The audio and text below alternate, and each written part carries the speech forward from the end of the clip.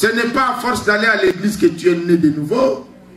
It's not about attending a church. It's not about being baptized. It's not about being under an anointed pastor. It's all about having Jesus Christ in your life as your Lord and Savior. Somebody say amen. Amen. Ça c'est le premier pas. Ça c'est le premier pas. J'ai toujours voulu comparer cela avec ce qui s'est passé dans l'Ancien Testament. Il y a un mot que vous connaissez, le jubilé.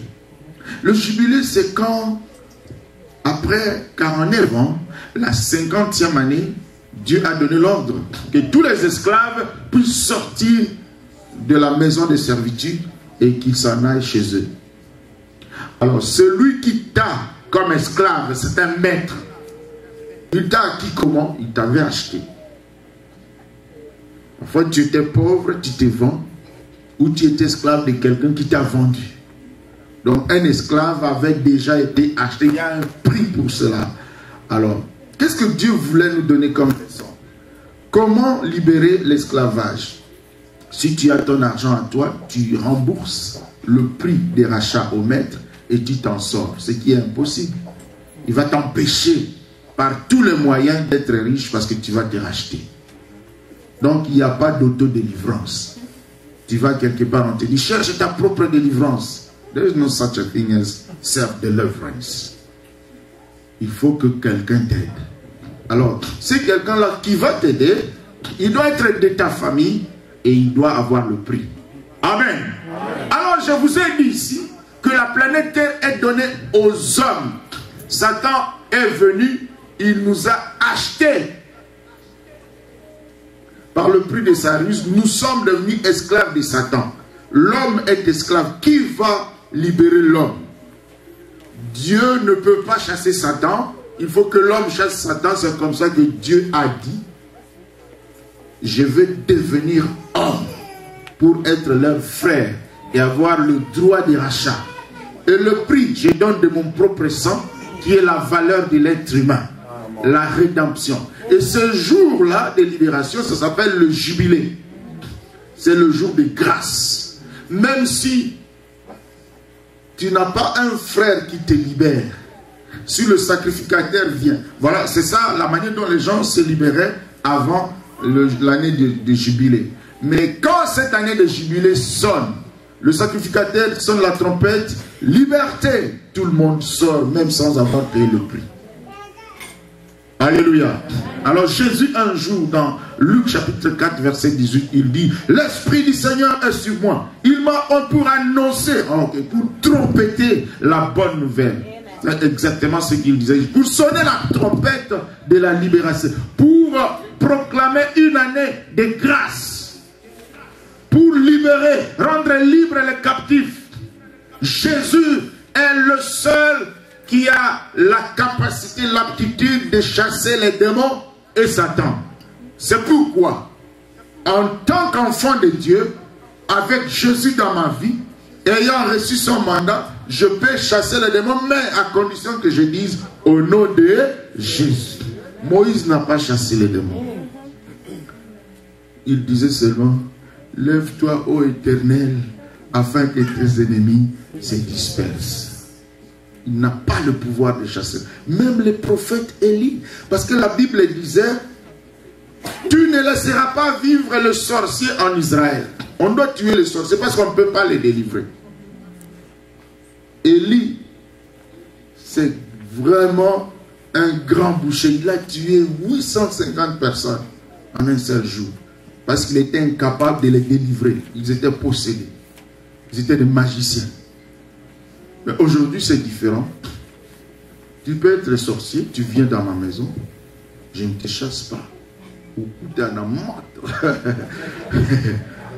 Au nom de Jésus de Nazareth, nous pouvons chasser les démons. Ça, c'est quelque chose de nouveau. Jésus, le proche parent. En hébreu, on dit Goël. C'est lui seul qui a le pouvoir de chasser les démons. C'est pour ça que toute famille, toute personne qui n'a pas Jésus dans sa vie, ou qui a un Jésus verbal, qui n'est pas né de nouveau, lui, il est toujours à la merci de Satan. Quand nous parlons de délivrance, on commence par là. Quelqu'un dit Amen. Amen. Deuxièmement, si tu es déjà chrétien, tu as besoin de quoi?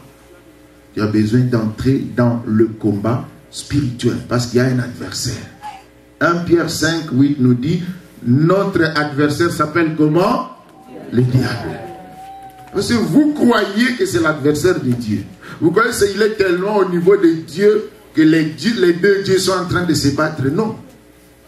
Il n'est même plus au niveau des anges. Il a été vaincu par les anges. Il est précipité pour te combattre toi. Il est là. Et puis, parce que les démons existent, ils utilisent deux méthodes. La première des méthodes, c'est l'agent humain. Et la deuxième méthode, les esprits impurs. Donc, les agents de Satan sont soit seulement un esprit ou seulement un homme qui va te combattre. Vous ne verrez jamais Satan descendre avec une queue et des griffes fourchues. Non. Tout ce que vous avez vu à Halloween, ce n'est pas Satan. Si tu peux le voir, il doit toujours être beau comme un ange. Alléluia. Mais Satan, il est en train d'utiliser les humains et les esprits. Enfin, les esprits directement contre les humains ou les esprits en utilisant les agents humains. Et ces agents humains peuvent être conscients ou inconscients dans ce qu'ils font. Joseph a une destinée à réaliser. Il n'a pas vu Satan sur son chemin. Qui a vendu Joseph? Ses frères. Même dans la famille de Joseph, Satan travaillait. Jacob, un homme de Dieu, c'est un prophète, mais il ne pouvait pas chasser un démon. Vous savez comment sa femme est morte? Dans l'accouchement. Sa femme est morte dans l'accouchement. Elle délivrait. C'est la femme qu'elle aimait beaucoup. D'abord, le diable l'a combattu par la stérilité. Il ne pouvait pas chasser les démons de stérilité. Qu'est-ce qu'il pouvait faire? Et puis, sa femme est morte dans la maternité. Le vieux là, il est mort très soucié. Quand son fils a envoyé les chars pour l'amener en Égypte, il dit, on va encore prendre mon enfant. Et puis il a dit, et tout cela retombe sur moi. Il a dit à ses enfants, je vais mourir avec des blessures à cause de vous. Non, viens, il y avait trop de démons que tu ne pouvais pas chasser, frère Jacob. Et là, il nous regarde, il dit, vous avez la grâce. Yes. Parce que Jésus est venu vers vous. In the name of Jesus, we can cast out devils. Yes. Amen. Amen. Et voilà, nous sommes en train de parler de celui qui est déjà chrétien, né de nouveau. Nous avons lu 1 Thessaloniciens chapitre 2, verset 17 à 18, qu'un homme de Dieu programme son voyage d'évangélisation. Ça ne marche pas. Qu'est-ce qui n'a pas marché? On n'a pas écrit, peut-être il n'y avait pas de visa, peut-être il n'y avait pas d'argent, peut-être quelqu'un est tombé malade, on a barricadé le passage. Mais je vais vous montrer quelque chose. 1 Thessaloniciens, rentrons-y. Je vais prendre un peu de temps pour prier pour quelques personnes. Mais 1 Thessaloniciens chapitre 2, versets 17 et 18, relisons encore. Est-ce que quelqu'un aime la parole de Dieu ce soir? Amen. Glory to God. Vous êtes venus pour cela. Vous en avez droit. 1 Thessaloniciens 2, 17 et 18. Pour nous, frères, après avoir été quelque temps séparés de vous, de cœur mais non de cœur, nous avons eu d'autant plus ardemment le vif désir de vous voir. Aussi voulions-nous aller vers vous, dis-moi moi Paul, une et même deux fois, mais Satan nous en a empêché. Dites avec moi, Satan nous en a empêché. Il y a les empêchements chez les enfants de Dieu. Dans 1 Pierre, on a vu adversaire. Demain, c'est le dernier jour. Nous allons consacrer cela. Si vraiment tu as besoin d'une prière de délivrance, je vais te conseiller que demain, tu puisses être à jeûne, si tu as le temps, que tu pries à la maison et que demain soir, tu viens ici à jeûne, ok, tu peux boire quelque chose pour la dernière prière de délivrance. Mais ce soir, je vais prier pour quelques personnes seules. Voilà ce que la Bible nous dit, toujours dans ces passages, dans ces chapitres. Regardez avec moi le verset 16. Le verset 15 et 16. Nous avons lu 17 et 18. Lisons les deux versets qui précèdent. Ce sont ces Juifs qui ont fait mourir le Seigneur Jésus. 1 Thessaloniciens 2, 15. Et les prophètes qui nous ont persécutés, qui ne plaisent point à Dieu et qui sont ennemis de tous les hommes ou adversaires de tous les hommes, nous empêchons de parler aux païens. Maintenant, qui empêche Paul de prêcher les païens? Les Juifs, les hommes, les êtres, les agents humains de Satan. C'est avec cette disposition spirituelle qu'ils ont tué le Christ. Ok, continue la fin de la lecture. Pour qu'ils soient sauvés, ils ne veulent pas que les païens soient sauvés. En sorte qu'ils ne cessent de mettre le comble à leurs péchés. Mais la colère de Dieu a fini par les atteindre. Voilà ce qui se passe. Un homme de Dieu vient aller prêcher la parole de Dieu. Satan m'en a empêché. Mais avant cela, il dit, les Juifs nous ont empêchés. Comment Satan a empêché? J'ai toujours dit, la méthode de Dieu, c'est l'homme de Dieu. Et la méthode de Satan, c'est l'homme de Satan, l'agent de Satan. On peut l'appeler sorcier, jaloux, médisant, ou je ne sais pas dire que toute personne que Satan utilise est possédée. Il y a un démon dedans de lui. Satan peut utiliser la jalousie extrême d'une personne pour combattre la destinée de quelqu'un. Donc, même ton propre frère, qu'est-ce que ces gens ont dit, ces frères-là ont dit à Joseph? Voilà les visionnaires! Nous allons les tuer pour voir comment ces visions vont s'accomplir. Le problème, ce n'était pas Joseph. Le problème, c'est cette vision-là. Le diable n'aimait pas cela. Maintenant, le monde entier sera dans la famine et ces garçons vont apporter une solution. Et le monde entier qui va manger saura qu'il y a un Dieu, le Dieu des Hébreux, le Dieu de Joseph. Donc on va l'adorer. Arrêtons cela à la source. Le diable voit très loin. Il ne peut pas attraper tous les petits garçons. Mais quand Moïse veut naître, il sent déjà. C'est comme un chien qui sent, il y a quelque chose ici. Les enfants sont toujours venus en Égypte.